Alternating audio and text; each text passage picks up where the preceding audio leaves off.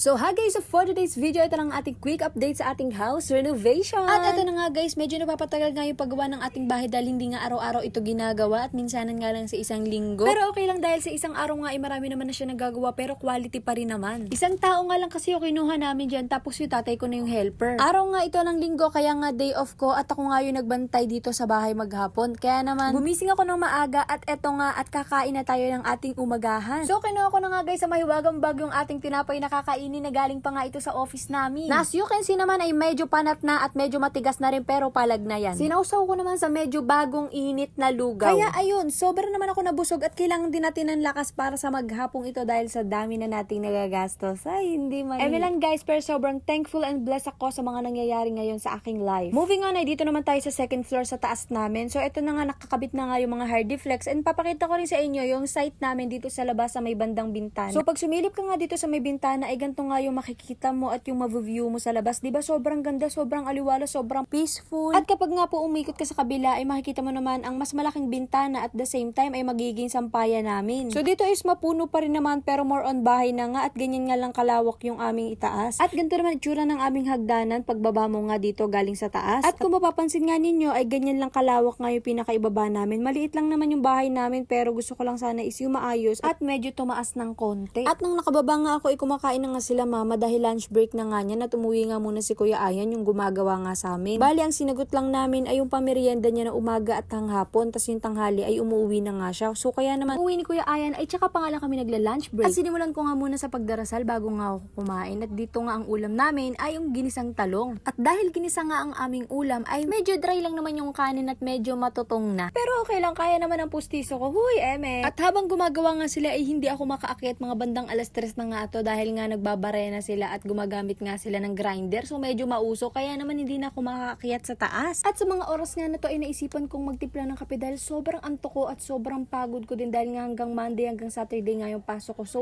eto lang yung nagiging pahinga ko pero nagising pa ng maaga. Pero okay lang dahil mas gusto ko pa nga nagbabantay kapag nga gumagawa si Kuya An para nga nasasuggest ko yung mga bagay na gusto kong sabihin at ipagawa sa kanya. Dahil sa simula pa nga lang na gawin tong bahay na to ay napakarami ng pagbabago at pinababago dito sa paggawa nga ng bahay namin kaya natatagalan din. Kaya naman sa tuwing dami ko na namang iniisip tungkol sa pamamahay at sa lahat and everything ay nagtitipla lang ako ng black coffee and everything will be fine. Huy! Dahil gusto ko nga kahit marami nga kaming gamit na ilalagay nga dito sa bahay ay may space pa nga rin kaming pagpupwestuhan at mas maluwang pa ng konti. At dito nga nag-iisip-isip na naman ako kung paano ko nga pagkakasain sa loob ng bahay yung mga gamit namin at ayan sumakit na lang din talaga ang ulo ng ante nyo pero huy ang uuwi naman talaga. Pero okay lang na sumakit ang ulo ko dahil sa mga problema ko sa sarili at sa buhay ko kaysa naman intindihan at problemahin ang buhay ng iba. Tama? Mismo! So moving on, after nga nila gumawa ng mga maiingay na bagay na nagbibigay ng alikabok ay umakit nga ako sa kanila dito sa taas para nga mag-video ng konti at i-update nga kayo. After nga nun ay bumaba na nga rin kami at ginagawa na nga yung pinto. O diba sobrang bilis? Sa maghapon ay nagawa nga nila yung kalahati ng kisame, yung may dingding namin, tapos yung sahig ay dinutungan ng parang pako. And look at that, nakagawa agad siya ng hamba ng pinto. Tapos after that is yung pinto na mismo yung gagawin. Tapos yung lababo, tapos yung lalagyan na namin ng kalan. And actually marami pa po dapat na ayusin. At sa mga sa susunod na video ko na ipapakita yung next update. So for now, isang ganito na muna. Thank you for watching. Bye-bye!